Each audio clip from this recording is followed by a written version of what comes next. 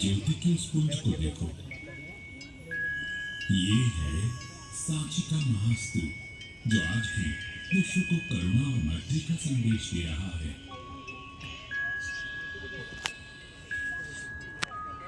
केवल तथागत बुद्ध के ही नहीं, उनके महान शिष्य सारिपुत्र और महामौदगल्यायन के अस्थि अवशेष भी सांची है। हे अग्रज, आप फिर मुझे भ्रमित कर रहे हैं। मुझे ज्ञात है भगवान बुद्ध तो सांची कभी नहीं आए, तो उनके अवशेष सांची कैसे आए? तुम्हें भ्रमित करना मेरा उद्देश्य नहीं वर्तमान, बल्कि तुम्हारा मन शांत करना है। अच्छा चलो, तुम्हें समय के एक और पक्ष की ओर ले चलता हूँ। चलो मेरे साथ। ईसा के लगभग 600 साल पहले प्राचीन मगध की राजधानी राजगीर, जिसे आज राजगीर के नाम से जानते हैं,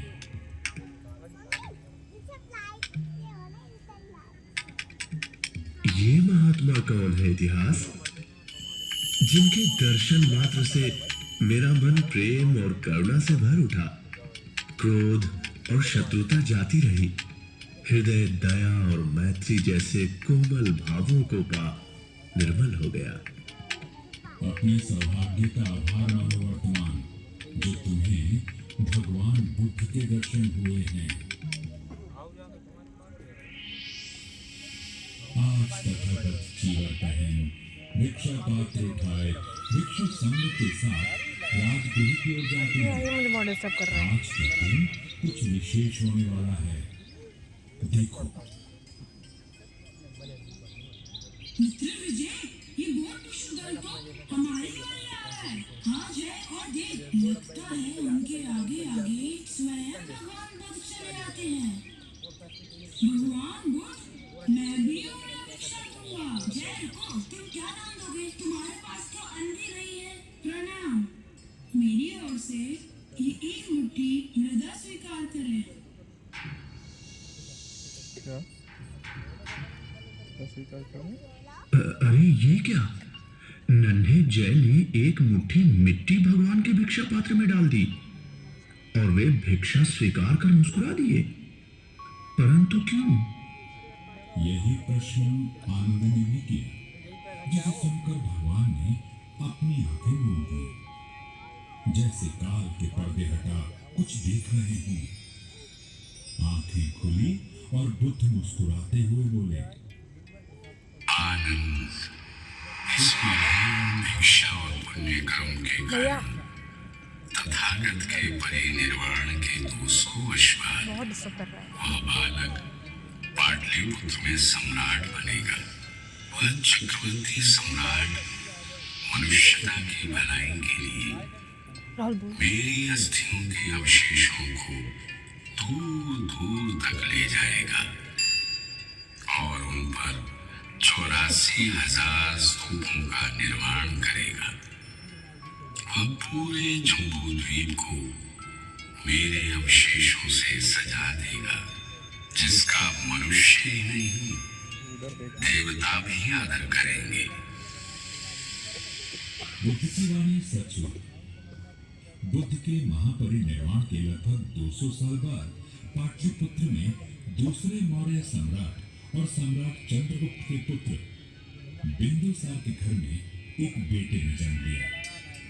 पिता बिंदुसार और मां शुद्धग्रांगी के इस बेटे का नाम था अशोक। जिसके जन्म की भविष्यवाणी स्वयं भगवान करें, ऐसे पुत्र को पाकर तो सम्राट बिंदुसार धन्य हो गए होंगे। ऐसा होता तो इतिहास कुछ और ही होता। अशोक रूपवान नहीं था, इसलिए दूसरे भाइयों की तुलना में अशोक को पिता से प्रेम कम ही मिला। प्रेम के अभाव ने क्रोध को जन्म दिया। अशोक बचपन से ही क्रोध से भरा रहता था और समय के साथ वो स्वभाव से भी हिंसक होता गया। पिता ने उसे पाटलिपुत्र से दूर रखने के लिए उज्जैन का राज्यपाल बनाकर भेज दिया। जो प्रेम अशोक को पिता से नहीं मिला, वो विदिशा नगर के एक साहूकार की बेटी देवी से प्राप्त हुआ। देवी से विवाह के बाद अशोक अपनी गृहस्थी और राजकाज में व्यस्त हो गया, पर सुख के क्षण अधिक नहीं थे। कुछ समय बाद तक्षशिला में मौर्य साम्राज्य के विरुद्ध विद्रोह हुआ। जब अशोक का भाई युवराज सुसीन विद्रोह को ना दबा पाया, तब बिंबिसार ने अशोक को उज्जैन से तक्षशिला जाने का आदेश दिया। अशोक ने हिंसा का उत्तर प्रतिहिंसा से दिया और विद्रोह को कुचल कर रख दिया। पर उसकी हिंसा की प्यास अभी रुचि कहाँ थी। तक्षशिला को जीतकर अशोक उज्जैन नहीं पाटलिपुत्र गया, क्योंकि उसे तो चाहिए था पाटलिपुत्र का सिंहासन। उसने एक एक कर अपने सभी भाइयों की हत्या की और पाटलिपुत्र पर अधिकार कर लिया। इस गृह युद्ध में पिता बिंदुसार की भी बलि ले ली। निरंकुश अशोक अपनी हिंसा को तृप्त करने के अवसर खोजने लगा। अपने राज्याभिषेक के 8वें साल अशोक ने साम्राज्य विस्तार के लिए कलिंग से युद्ध छेड़ दिया। इस भीषण युद्ध में लाखों लोग मारे गए, लाखों आबादी छोड़ कलिंग की धरती खून से लाल हो उठी।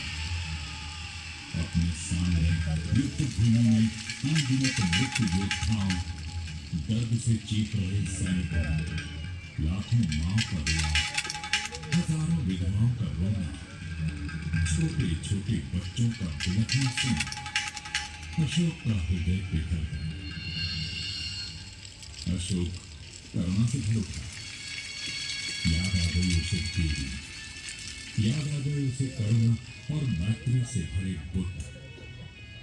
अब वो युद्ध का परिणाम तो नहीं बदल सकता था, बोल जाएगा प्यार से बोल। पर अपना मार्ग तो बदल सकता था ना। उसी क्षण उसने संकल्प किया, ये मैंने क्या कर दिया? इस महाविनाश का कारण मैं अशोक अब मौर्य साम्राज्य में युद्ध की नहीं धर्म की फेरी बजेगी। मैं पश्चाताप करूंगा, धर्म का मार्ग चुनूंगा। अशोक ने अपना नवीन पुनीत मार्ग चुन लिया और अब वो जिस यात्रा पर निकला वहाँ विध्वंस नहीं, केवल सृजन था। अशोक की धर्म यात्रा प्रारंभ हो चुकी थी। वो उपगुप्त के साथ लुम्बिनी पहुंचा, जहाँ तथागत का जन्म हुआ था। फिर बोध गया, जहाँ बुद्ध को निर्वाण प्राप्त हुआ था। उसने सारनाथ के दर्शन किए, जहाँ बुद्ध ने धर्म चक्र प्रवर्तन किया था। श्रावस्ती के जेतवन की यात्रा की, जहाँ बुद्ध ने कई वर्ष वास किया था। और कुशीनारा भी गया, जहाँ बुद्ध ने परिनिर्वाण प्राप्त किया था।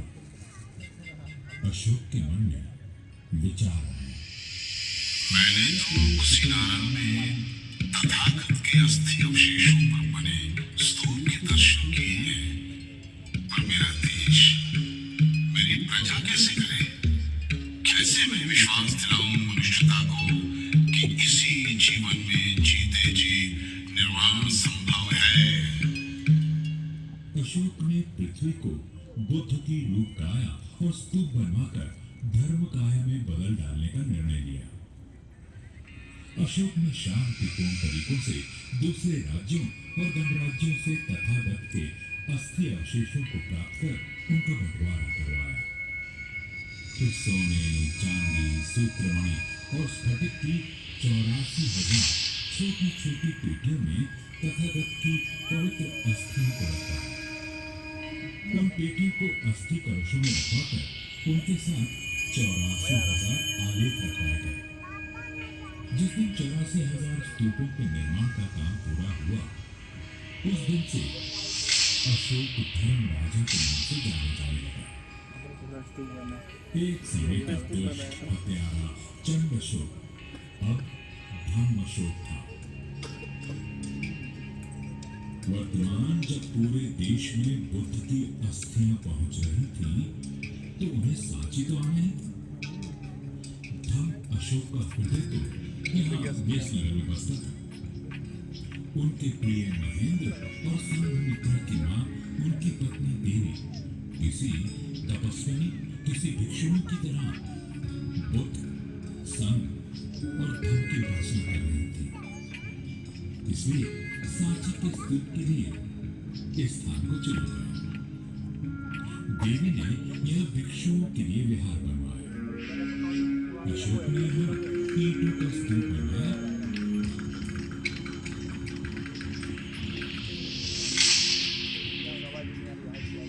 और साथ ही 42 फीट ऊंचा अशोक स्तंभ भी बनवाया। यह स्तंभ सारनाथ के अशोक स्तंभ जैसा ही था। स्तंभ पर ब्राह्मी लिपि में अशोक का शिलालेख है। सांची के आसपास अशोक ने सत्यधारा और सोनारी में भी स्तूप और विहार बनवाए। केवल अशोक ही नहीं, देवी विदिशा ने भी महान त्याग किए।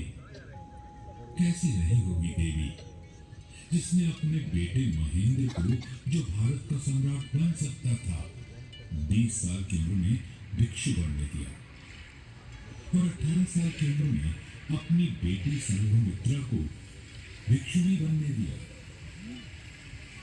महेंद्र और संघमित्रा के साथ तथागत की अस्थियां और स्मृतियां जम्बू द्वीप के भीतर और बाहर यात्रा कर रही थी। जब ये हो रहा था तो बुद्ध के पहले और दूसरे धर्म सेनापति को तो यहाँ आना ही था। पहले और दूसरे धर्म सेनापति? अब तुम किसकी कथा कह रहे हो इतिहास? अब मैं उनकी वंदना कर रहा हूँ जिनकी अस्थियां इस स्तूप क्रमांक 3 में सुरक्षित रही हैं। वे हैं सारिपुत्र और महामौदगल्याय। दोनों के परिवार का पीढ़ियों से मैत्री का संबंध था। दोनों एक ही दिन पैदा हुए। दोनों ने साथ साथ संजय वेलेट्टी पुत्र से तवज्जो ली। संजय वेलेट्टी पुत्र के सिद्धांत से संतुष्ट न होने के कारण दोनों साथ साथ तथागत के पास गए। दोनों आयु में बुद्ध से बड़े थे और दोनों भगवान के परम शिष्य हुए। घर छोड़ने के 7 साल बाद पिता शुद्धोदन के बहुत आग्रह करने पर बुद्ध भिक्षु संघ के साथ कपिलवस्तु गए। वहां वे नगर के बाहर निर्ग्रोधवन में ठहरे। पिता शुद्धोदन के कहने पर तथागत जब यशोधरा से मिलने गए तब उन्होंने सारिपुत्र और मौदगल्यायन को साथ लिया था। भिक्षु, मैं बंधनों से मुक्त हूँ, पर यशोधरा नहीं। वर्षों से उसने मुझे देखा नहीं है, इसलिए भाव के आवेग में वह तथागत को स्पर्श करे तो उसे रोकना नहीं। तुम शांत रहना, वह जैसा भी व्यवहार करे उसे करने देना। एक और विमुक्त विरक्त विरागी बुद्ध और सामने आंसू की धारा में डूबती उभरती उनकी पत्नी अशोक।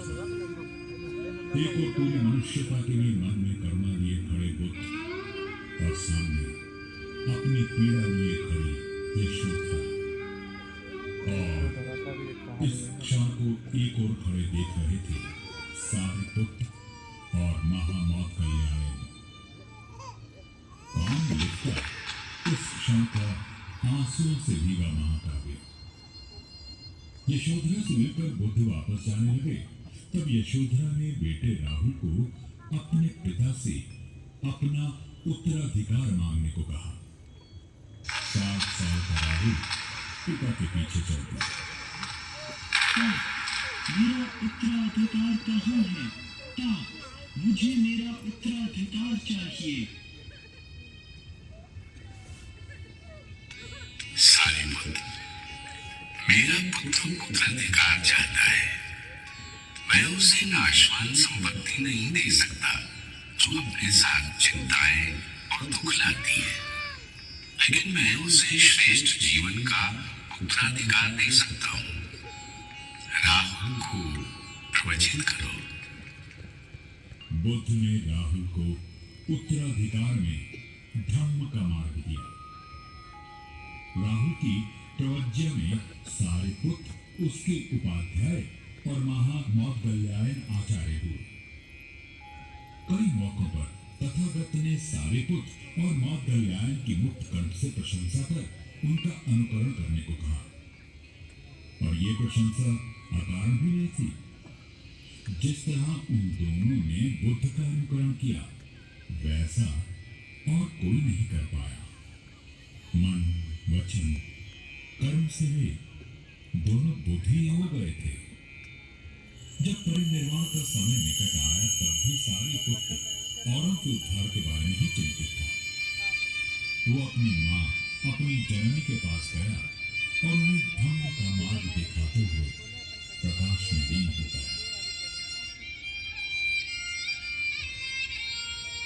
महामौदगल्यायन का अपने मित्र से वियोग हुआ, पर अधिक समय के लिए नहीं। अपने संचित कर्मों का हिसाब किए बिना परिनिर्वाण संभव नहीं। पूर्व जन्म की हिंसा के फलस्वरूप महामौदगल्यायन के द्वार पर हत्यारे आ पहुंचे, पर करुणा मूर्ति ने धैर्य खोए बिना अपनी नीति को स्वीकार किया। सारिपुत्र के परिनिर्वाण के 7 दिन बाद महामौदगल्यायन भी कर्म बंधन से मुक्त हुए। मुझे वह दृश्य आज भी याद है, जब बुद्ध ने सारिपुत्र की पवित्र अस्थि अपने हाथ पर ली और भिक्षु संघ से कहा, भिक्षु, देखो महाप्रज्ञ की धातुओं को वीतराग, जितेंद्रिय, निर्वाण प्राप्त सारिपुत्र की वंदना करो। वह क्षमा में पृथ्वी के समान थे, अक्रोधी थे, इच्छाएं कभी उन्हें विचलित नहीं कर सकी। वे अनुकंपन थे। उन्होंने कारुणिक निर्वाण पद प्राप्त किया है। उस निर्वाण प्राप्त सारिपुत्र की वंदना करो। तथागत ने जिन्हें जुड़वा भाई कहा, ऐसे सारिपुत्र और मौदगल्यायन की पवित्र अस्थियां आज पास ही श्रीलंका द्वारा बनाए गए मंदिर में सुरक्षित हैं, जिन्हें वर्ष में एक बार दर्शनों के लिए प्रदर्शित किया जाता है। इतिहास, इसका अर्थ ये हुआ कि सारिपुत्र और मौदगल्यायन के अस्थि अवशेषों पर जेतवन में स्तूप बने थे, और इन दोनों धर्म सेनापतियों के अवशेषों ने भी भगवान बुद्ध के अवशेषों की तरह यात्रा की। ठीक कहा तुमने वर्तमान।